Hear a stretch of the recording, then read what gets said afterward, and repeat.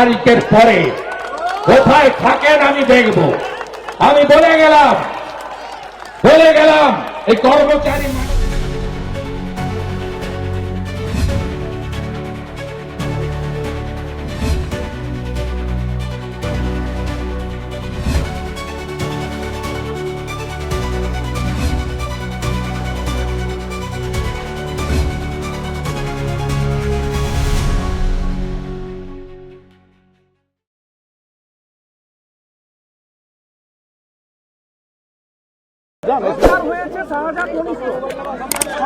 শাহজাহানের বীজ ওখানে আছে কিছু।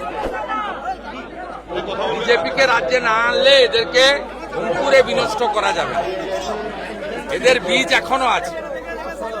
এরা যেহেতু জেলে বহাল তবিয়তে আছে, ফোন ব্যবহার করছে, বসিরহাটের ফোন থেকে, বসিরহাটের জেল থেকে শাহজাহান ফোনে এগুলো কন্ট্রোল করছে। এর জন্য দায়ী মমতা ব্যানার্জি। মমতা ব্যানার্জিকে না সরালে এই রাজ্যে কখনো আইনের শাসন প্রতিষ্ঠিত হতে পারে না। তমলুকের তৃণমূল কাউন্সিলর পার্থ মাইতি বলছেন যে আমার মৃত্যুর জন্য দায়ী থাকবে মমতা ব্যানার্জি। আমি মন্তব্য করব। ওকে অনেক ছোট বয়স থেকে আমি দেখি। তো ও যদি কিছু বলে বলুন, আমি উত্তর।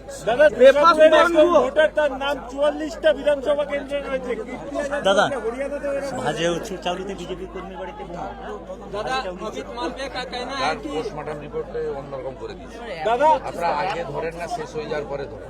পোস্টমর্টম আমি জানি সব, আমাকে বলে আমি এমন ফরেন্সিক করলে এখন কি হবে? ভিসেরা রিপোর্ট আসতে 2 বছর লাগে। বলুন দাদা, দুর্গাপুরের একজন ভোটার, তার নাম 44টা বিধানসভা কেন্দ্রে রয়েছে। এই জন্য এসআইআর এর বিরোধিতা করছে তৃণমূল। এই জন্য এসআইআর এর বিরোধিতা করছে তৃণমূল। এই 44টা ভোটার উনি নিজে একটা দিতেন, 43টা অন্য লোক, তৃণমূলের লোক গিয়ে দিয়ে আসতেন। বিকালবেলা ক্যামেরা বন্ধ করে 4টে থেকে 6টা তৃণমূল, যেখানে বিরোধীরা দুর্বল এজেন্ট দিতে পারে না, সেখানে বুথ দখল করে। আপনি পঞ্চায়েতে অর্জুননগরে মানব পড়ুয়ার লিড কত জানেন? 16,000 ভোট আছে, 12,000 লিড দিয়েছে। এইটা হচ্ছে মডেল। গণতন্ত্রে এটা হতে পারে না। গণতন্ত্রে কখনো একটা দল 100টা ভোটের মধ্যে 95, 96, 98টা ভোট পেতে পারে না। ভারতবর্ষের বহুদলীয় গণতন্ত্রে এটা কোথাও নেই। सीमांती इलाका में 100% के वोट पड़ा है, कोई जिला में 100% के वोट। इसलिए एसआईआर का जरूरत है। एसआईआर होगा और ममता बनर्जी हारने वाली है। चिंता का कोई बात नहीं है। সৌগত রায় বলছেন যে যারা বিজেপি নেতারা, মানে প্রধানমন্ত্রী অমিত শাহ, তারা যাওয়া আসা শুরু করছেন ডেলি প্যাসেঞ্জারি। বহিরাগতকে ওনারাই এনেছিলেন, ওনারাই পুষেছেন। এখন তাহলে আবার কেন এসআইআর করে বহিরাগতর কথা বলছেন? উনি ভালো করে ডাক্তার দেখান, ভীষণ অসুস্থ। উনি অনেকদিন অসুস্থ হয়ে আছেন এবং উনি মদন মিত্রকে আগে সামলান, তারপরে বিজেপি। উদয়ন গুহ বলছেন যে ভোট না পেলে একটিও পাথর ফেলবো না। বেফাস মন্তব্য উদয়ন গুহ। তো আপনাদের টিভিতে আসার জন্য করে। উদয়ন গুহ কবে জিতেছিল ভাই? 2006-এ আমি এমএলএ হয়েছিলাম। তৃণমূল মাত্র 29টা সিট জিতেছিল, তার মধ্যে অশোক মন্ডল ছিল, দিনহাটাতে হেরেছিল। 2006-এ যেদিন বামফ্রন্ট 235 সিট পাচ্ছে, সেদিন দিনহাটাতে কমল গুহর বেটা অশোক মন্ডলের কাছে হারছে। 2021-এও নিশীথ প্রামাণিকের কাছে হেরেছেন। জিতেছেন তো বাই ইলেকশনে ছাপ্পা মেরে। আর 6 মাস পরে উদয়ন গুহকে প্রাক্তন হতে হবে, পেট ছাপিয়ে রাখুন। হুমায়ুন কবির বলছেন যে ভোটের কোথায় কিভাবে রিগিং হয় তিনি জানেন, সেটা সম্বন্ধে তিনি বলছেন। হুমায়ুন কবির উনি আগে স্পষ্ট করুন, ভিতরে থেকে দর বাড়াবেন না সত্যিকারের বিরোধিতা করবেন। আগে তৃণমূলটা ছেড়ে বেরিয়ে আসুন, উনার সব কথার উত্তর দেওয়া যাবে এবং উনি কি করতে চাইছেন সেটাও বোঝা যাবে। তো উনি বারে বারেই ভিতরে থেকে সব বলেন, ফাইনালি তিনি কম্প্রোমাইজ করেন। दादा 6 तारीख को हुमायूं कबीर बाबरी मस्जिद का शिलान्यास करेंगे, ऐसा घोषणा किया है। कितना बार बोलूंगा? कल तो मैं बता दिया। ये कम्युनल भड़काने के लिए ये सब कर रहा है। चुनाव आ रहा है, मुस्लिम वोट, बेरोजगारी और विकास नहीं हुआ, गरीब मुसलमान टीएमसी से छूट रहा है, इसलिए फिर जैसे 2021 में सीए को एनआरसी बता के सब मुसलमान को एक किया था। इस बार इस बाबरी मस्जिद बनाने का बाद बोल के ये भड़काने का काम करने का कोशिश कर रहा है। রাজা রামমোহন রায়ের বিরুদ্ধে সংস্কার আন্দোলন চলবে বলছে মিতালি বাগ। রাজা রামমোহন রায়ের বিরুদ্ধে উনি কি সংস্কার আন্দোলন করবে? রাজা মিতালি বাগ বলছেন রাজা রামমোহন রায়ের বিরুদ্ধে সংস্কার আন্দোলন করবেন। সোশ্যাল মিডিয়া বঙ্গ বিজয়ী পোস্ট করে। না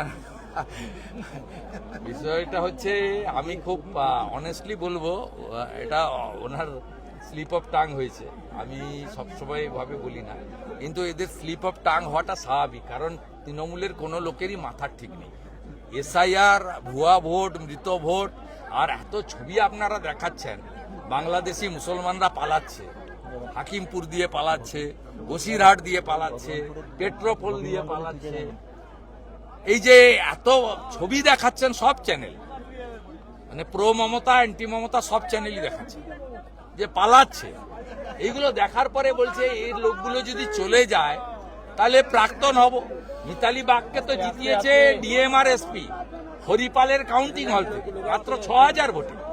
মিতালি বাগ তো জেতেনি, ওখানে অরূপকান্তি দিগর জিতেছে। অতএব এটা স্লিপ অফ টাং, কিন্তু মাথা মানে ভয়ে আতঙ্কের মধ্যে তৃণমূলের সবাই আছেন, তাই করছে। কল্যাণ বন্দ্যোপাধ্যায় বলছেন বিহারে জেতার জন্যই দিল্লিতে বিস্ফোরণ, বিহারে জেতার জন্যই দিল্লিতে পরিকল্পিত বিস্ফোরণ, কল্যাণ বন্দ্যোপাধ্যায় বলছেন। ওনার সুপ্রিম কোর্টে যাওয়া উচিত। সিটিং জাস্টিসকে দিয়ে ইনভেস্টিগেশন করানো উচিত। উনি তো, ওনার তো খরচ লাগবে না, নিজেই লয়ার। উনি সুপ্রিম কোর্টে একটা জুডিশিয়াল ইনভেস্টিগেশন চান। এগুলো সব দেশ বিরোধী কথা, জামাতিদের মতো কথা। বাংলাদেশে যা হচ্ছে এখানেও এরা তার প্রতিনিধিত্ব করছে। এরা উদার চেতনার রাষ্ট্রবাদী দেশপ্রেমিক নয়।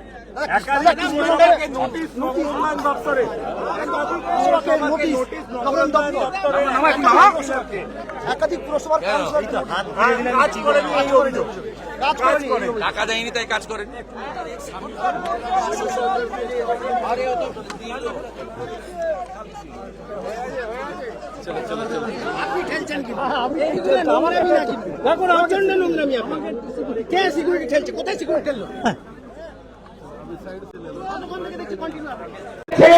ক্ষমা করবেন হ্যাঁ কি না জানতে চাই।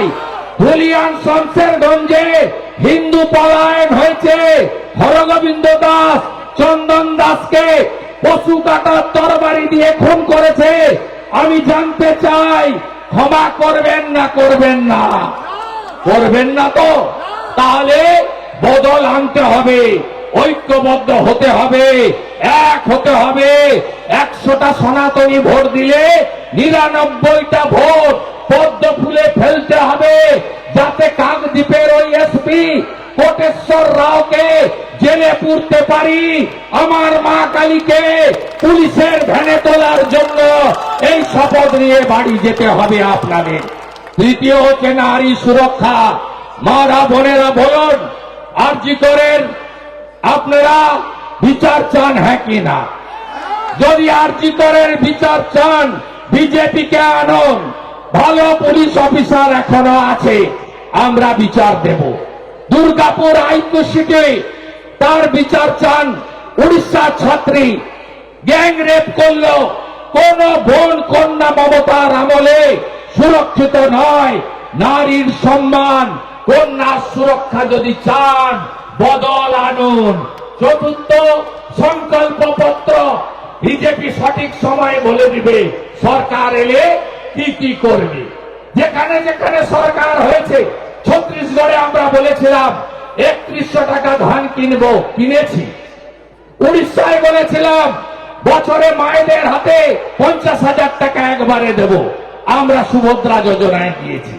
রাজস্থানে বলেছিলাম 25 লক্ষ টাকা পর্যন্ত চিকিৎসা ফ্রি, ভজনলাল শর্মা করে দেখিয়েছে। 500 টাকার গ্যাস দিবে বলেছিল, দিয়েছে। সরকারি বাসে মহিলাদের ফ্রি বলেছিল, দিয়েছে। মহারাষ্ট্রে 2000 টাকা মহিলার অ্যাকাউন্টে দেবেন্দ্র ফডনবিস সরকার দিবে বলেছিল, দিয়েছে। গ্রাজুয়েট বেকার যতক্ষণ না চাকরি পাচ্ছেন 6000 টাকা বেকার ভাতা মহারাষ্ট্রে বিজেপি দিবে বলেছিল, দিচ্ছে। মাধ্যমিক পাস বেকার যতক্ষণ না চাকরি পাচ্ছেন, কাজ পাচ্ছেন 4,000 টাকা বেকার ভাতা মহারাষ্ট্রের বিজেপি দিবে বলেছিল, দিয়েছে। হরিয়ানাতে 3,55,000 সরকারি ভ্যাকেন্সি 6 মাসে পূরণ করবে বিজেপি বলেছিল, বিজেপি পূরণ করেছে। 2100 টাকা মায়ের অ্যাকাউন্টে 1 তারিখে ঢোকাবে বলেছিল, ঢুকিয়েছে। দিল্লিতে 2,500 টাকা মায়ের অ্যাকাউন্টে ঢুকাবে বলেছিল, বিজেপি ঢুকিয়েছে। উত্তরপ্রদেশে বার্ধক্য বিধবা ভাতা, SC ST ভাতা 3,000 টাকা যোগীজি দিচ্ছেন। মিড ডে মিলে আপেল দিচ্ছেন, গ্লাসে দুধ দিচ্ছেন, ফলের রস দিচ্ছেন, পনিরের তরকারি দিচ্ছেন। আজকে পশ্চিম বাংলায় এই পরিবর্তন যদি আনতে চান, বিজেপিকে আনুন। নীতিশ কুমার জি বিজেপি সরকার মায়ের অ্যাকাউন্টে এককালীন 10,000 টাকা 200 ইউনিট ইলেকট্রিক ফ্রি দিবে বলেছিল, দিচ্ছে। প্রধানমন্ত্রী আবাস যোজনার সাথে আরো টাকা লাগিয়ে 3 লাখের বাড়ি, সৌর বিদ্যুৎ, নলে জল বিজেপি পারে দিতে। হাতে কাজ, পেটে ভাত, মাথায় ছাদ, বিজেপির সংকল্প। আনুন বিজেপিকে। প্রতি বছর SSC, জেলাতেই প্রাইমারি, মেধা অনুযায়ী চাকরি, ওএমআরে চাকরি, মেধা অনুযায়ী চাকরি আমরাই দেব। 11তে এসে টাটাকে তাড়িয়েছে, শিল্প তাড়ানোর মুখ্যমন্ত্রী। 16তে এসে চাকরি চুরি করেছে, 26-এ যদি আসে আপনার বাড়িও ধুলিয়ান শামশেরগঞ্জ হবে, চিন্তা করবেন না।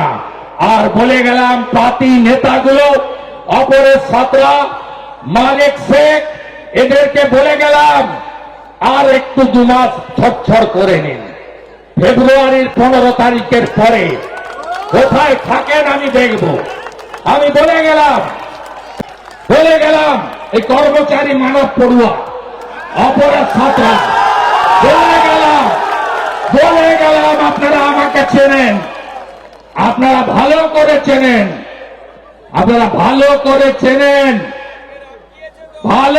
চেনেন, এখানে এদের বাড়ও আমি জানি। অর্জুননগরে বুথ সভাপতিরা আছেন তো?